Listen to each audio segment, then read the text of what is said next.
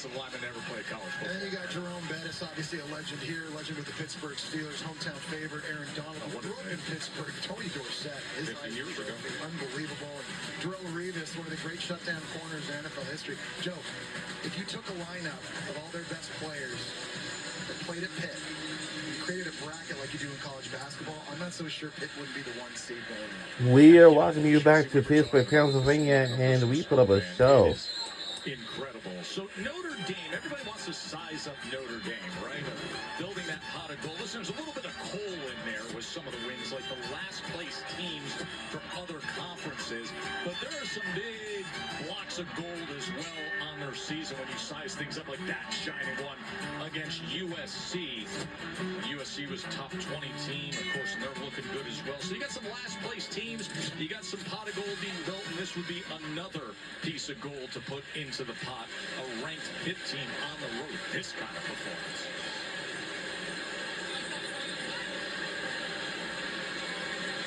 What does Pitt have for an answer? It has been a massive struggle offensively. Desmond Reed takes it ahead to the 30. I like that idea too, and normally Pittsburgh is throwing the football and they're being aggressive and trying to get it downfield. This is an offense, Joe, that averages 40 points a game, 0 for 7 on third down. Of course, they have the pick six, but 81 yards. You saw Cade Bell there, their offensive coordinator right now, looking at that play sheet, trying to find answers. Someone's got to beat man coverage here on this play.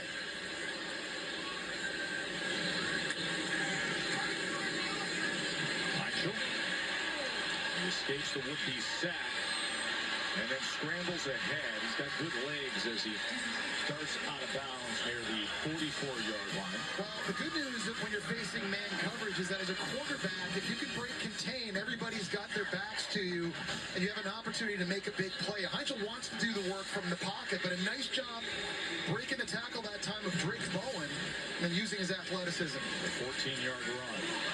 That ball nearly intercepted. He was trying to get it to Blue Hicks, and Tate Johnson, who had the pick six earlier today, nearly had a second interception. So they're trying the man beaters with the routes. That time a drag route coming right over the middle of the field. The problem, though, is if you miss high in the middle of the field, tips lead to picks. And very lucky that time, Tate Johnson didn't have his second pick of the game.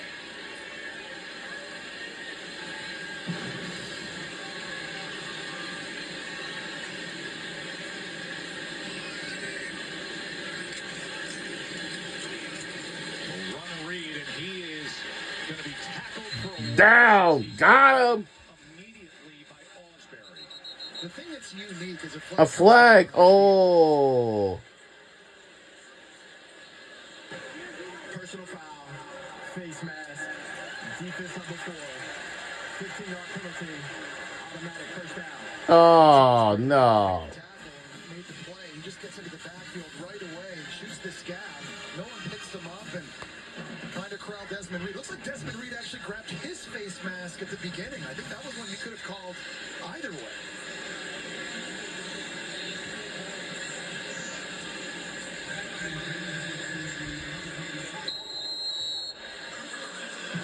Right there, a little tug of the face mask at the very, very end by Osprey. So with the penalty, it's Pitt ball at the Notre Dame 41. Reed looking to bounce it.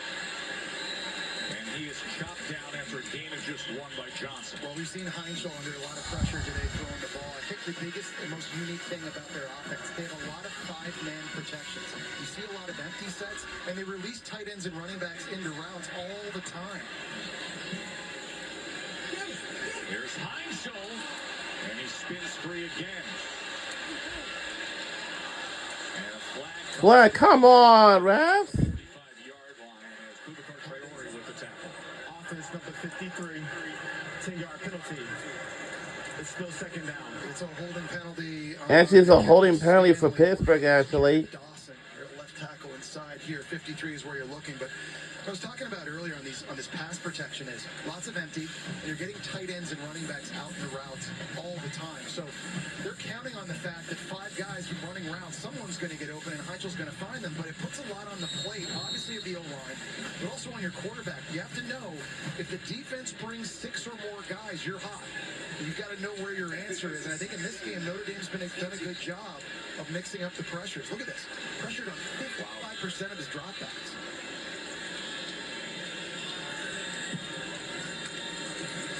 Second and 19. As he goes underneath to Williams. I don't know, Joe, if there's another true freshman quarterback that has more on his plate than Heichel does. This is a one-dimensional offense, and they throw it 62% of the time, and a lot of it is downfield, but they do not max protect for him.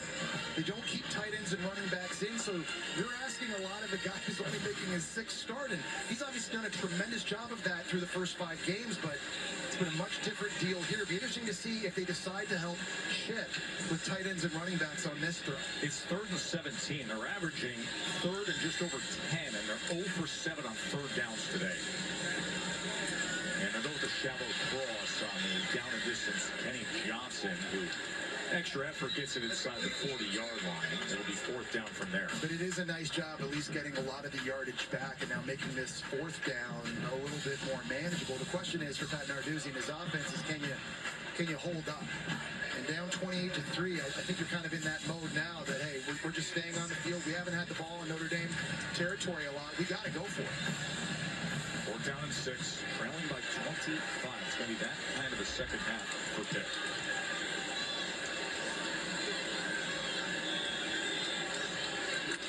Heichel on 4th down. Gets the ball complete for a first down. Desmond Reed in space as Reed is dragged down near the 10-yard line. Well, they knew they were going to have man coverage this time, and it was Kenny Johnson running upfield. If you see Desmond Reed, who's already missed 3 games because of an injury this year, that is not fun to see if you're Pitt. The clear out's coming here. He's going to run up underneath it and under the route. This is a really good route.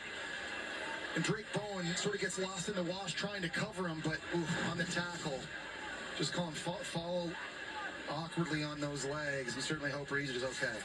Writhing in pain, we will take a timeout. We'll be right back on the other side.